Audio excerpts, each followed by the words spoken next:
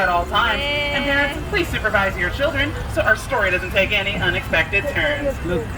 So, most people travel to enchanted worlds through the pages of the book, but for those who are looking at the business and whether through a rabbit hole, magical pixie dust, often find their way in to be quite magical, or even a little bit menacing. But not to worry, friends. Even though it looks like we're about to pass through the jaws of Monster of the Whale, we're actually going to be transported to a magical place called Storybook Land. Yeah! What's gonna have my grandkids? You see You see that? That's so cool. Look at the house. Look at the house. Oh, that's so Of course, our story begins with a once upon a time, but in this case, it begins on the left-hand side, where there's a cave home to the big bad wolf. He is always chasing after the three little pigs, who luckily live on the right side of the canal. One living in a house made of straw, another house made of sticks, and one house made out of guaranteed wolf-proof brick. You see that? That's cute. Yeah, that's cute.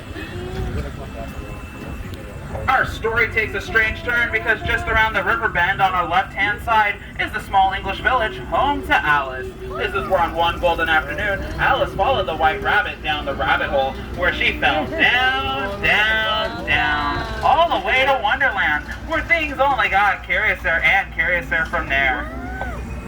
Storybook Land is full of fascinating places like London Park on our right-hand side. This is where Peter Pan and the Darling Children first took flight to Neverland, where they never ever have to grow up.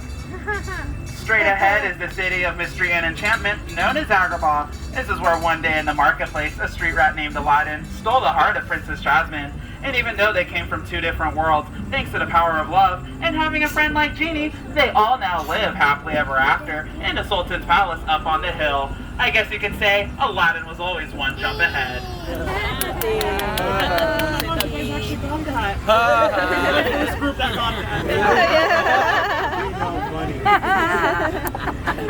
Love and light shine bright here in Storybook Land, just like the twinkling arches above us. They're shining, shimmering, and splendid, just like the same stars that Aladdin and Princess Jasmine flew over, sideways, and under magic carpet ride to a whole new world.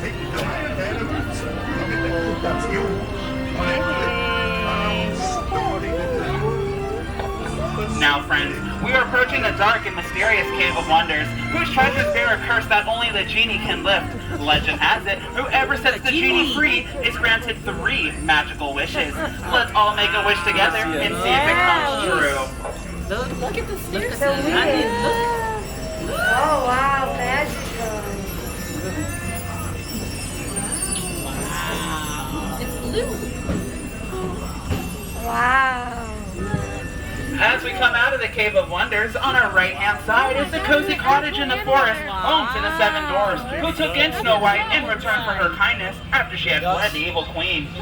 And if you look over to your left-hand side, you'll see Cinderella's blue roof chateau. This is where Cinderella wished to go to the ball, but was unfortunately left behind. But not to worry, friends, because even though she wasn't able to go to the ball at first, thanks to her fairy godmother, she was able to go to the ball after all. But when she didn't return home in time before midnight, her magical carriage turned back into a pumpkin, which still rests up on the ridge to this day. Even though magic does have its limits, thankfully love does not. And now Cinderella lives happily ever after with her Prince Charming in the pink castle up on the hill. It kept the wheels?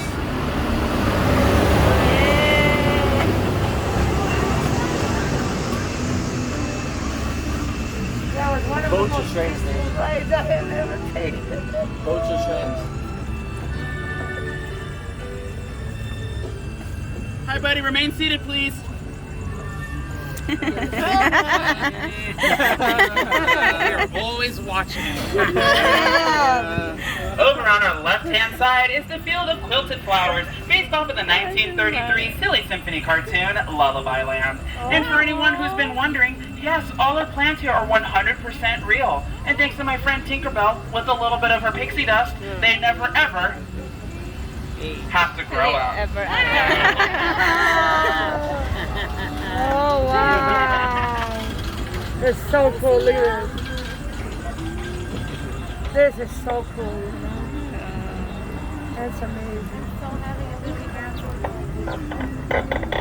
As we pass under the bridge, on our left-hand side is the story of the winds and the willows. This is the story of Mr. Toad and his friends who went on a wild adventure. Unfortunately, friends, it doesn't look like Mr. Toad is home right now. More than likely, he's off on a wild ride too. Well, you guessed it, nowhere in particular. Continuing on our left-hand side is the story of Frozen. This is the story of two sisters, Anna and Elsa, who discovered something more powerful than Elsa's ice magic, and that was the power of love. Over on our right-hand side is the small Swiss village home to Geppetto the Woodcarver. This is where Geppetto wished upon a star that his puppet Pinocchio would become a real-life boy.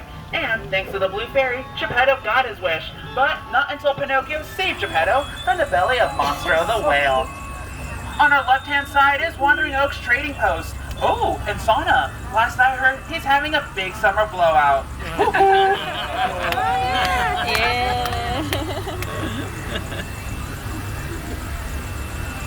Oh, boy, that's so cool. On our right-hand side is Prince Eric's castle. This is the story of the little mermaid, Ariel, who traded in her fins to the sea witch Ursula in return for feet so she could become a part of our world. And even though her story ends happily ever after with Prince Eric, you can see where her story began on the left-hand side in the underwater kingdom of Atlantica. And just like all good storybook endings, our journey comes to a happily ever after ending as well. As we approach the dock, continue to remain seated, keeping your arms, hands, and fingers inside the boat.